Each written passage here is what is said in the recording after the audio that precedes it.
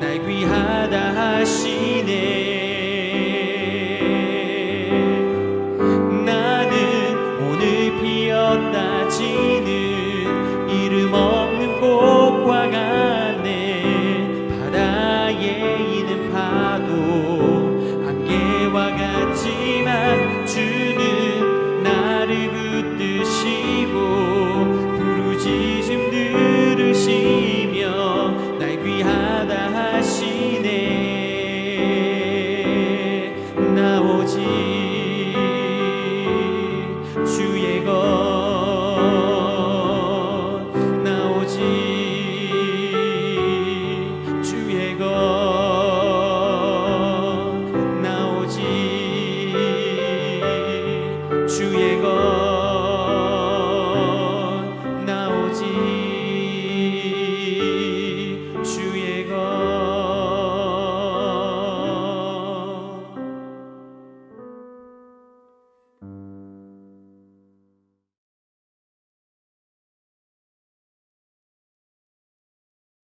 사랑하는 성도 여러분, 안녕하십니까?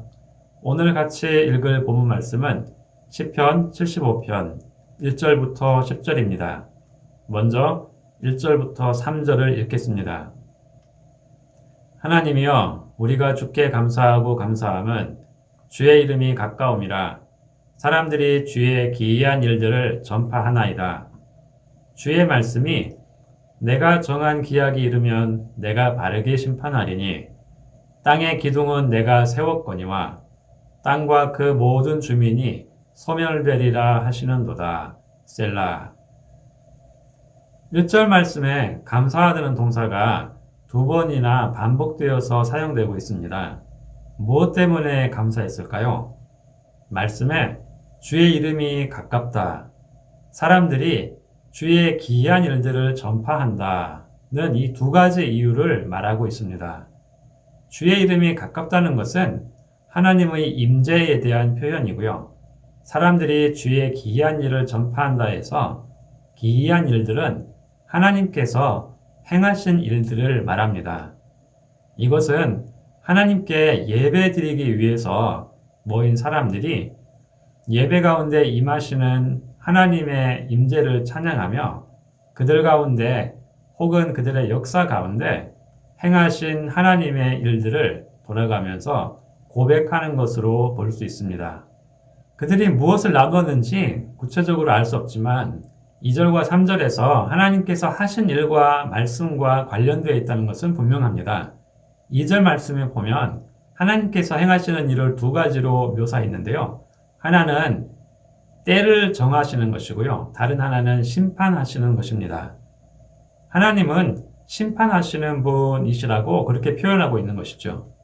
여기서 하나님은 때와 방법을 스스로 선택을 하시는데 이것을 다른 표현으로는 하나님의 심판에 대한 주권이라 하겠습니다.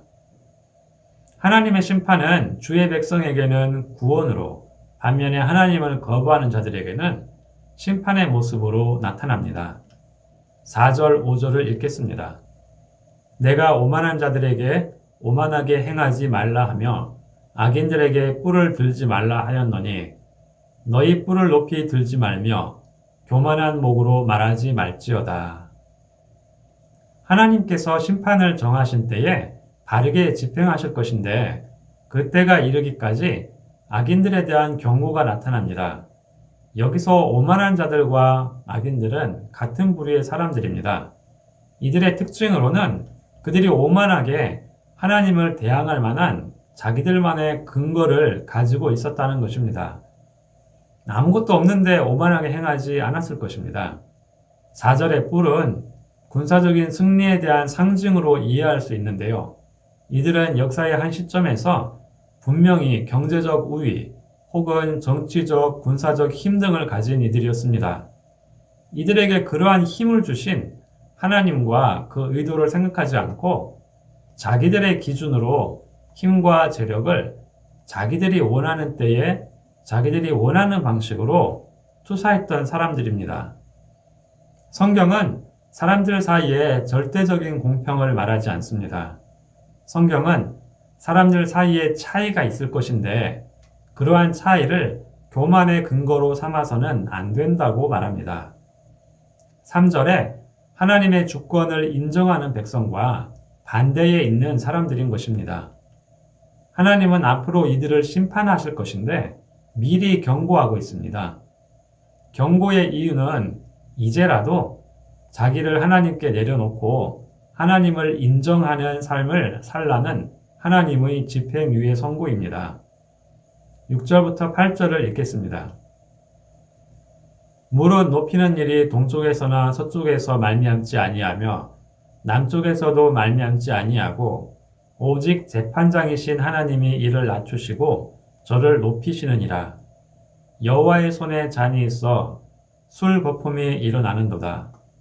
속에 섞은 것이 가득한 그 잔을 하나님이 쏟아내시나니 실로 그 찌꺼기까지도 땅의 모든 악인이 기울여 마시리로다. 나는 야곱의 하나님을 영원히 선포하며 찬양하며 또 악인들의 뿔을 다 베고 의인의 뿔은 높이 들리로다. 시인과 그 예배 공동체는 앞에서 하나님이 어떤 분이신가에 대한 하나님의 말씀을 듣고서 그에 대한 반응으로 자기들의 고백을 이어갑니다. 높아짐에 대한 그들의 이해가 잘 드러나는데요. 그것은 동쪽, 서쪽에서 말미암지 않고 남쪽에서도 말미암지 아니한다고 합니다. 이는 사람들이 거주하는 땅에서 높아짐이 나오는 것이 아니라는 말입니다. 이것은 같은 인간들 사이에 상대적인 비교를 통해서 참된 높아짐이 나타나지 않는다고 말하는 것이죠.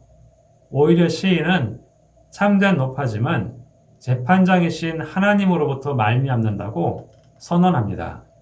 하나님은 높이기도 하시고 낮추기도 하시는 분이시라는 고백은 이스라엘 역사를 관통하는 주제 가운데 하나입니다.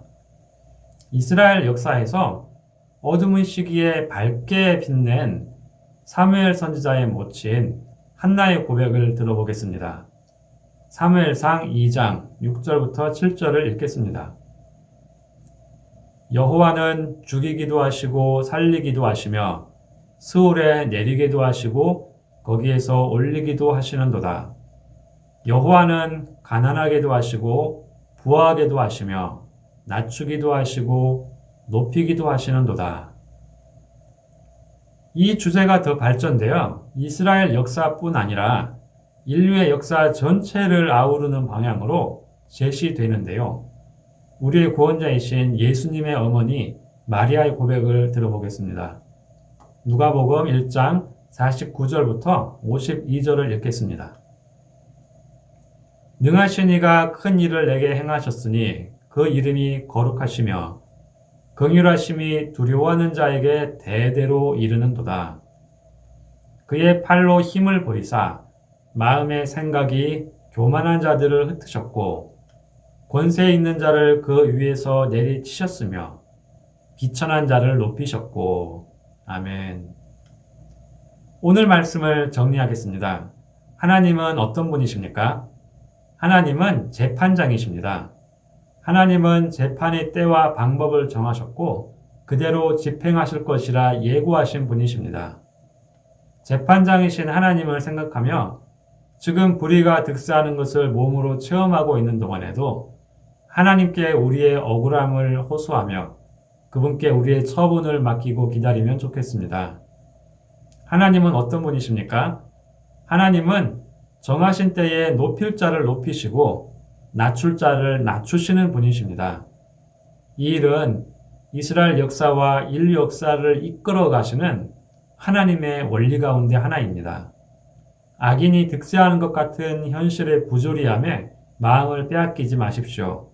오히려 차분하게 역사 가운데 이 일을 이미 행하셨고 지금도 행하고 계시고 앞으로도 행하실 하나님을 향한 믿음의 눈을 가지도록 묵상하는 하루가 되면 좋겠습니다.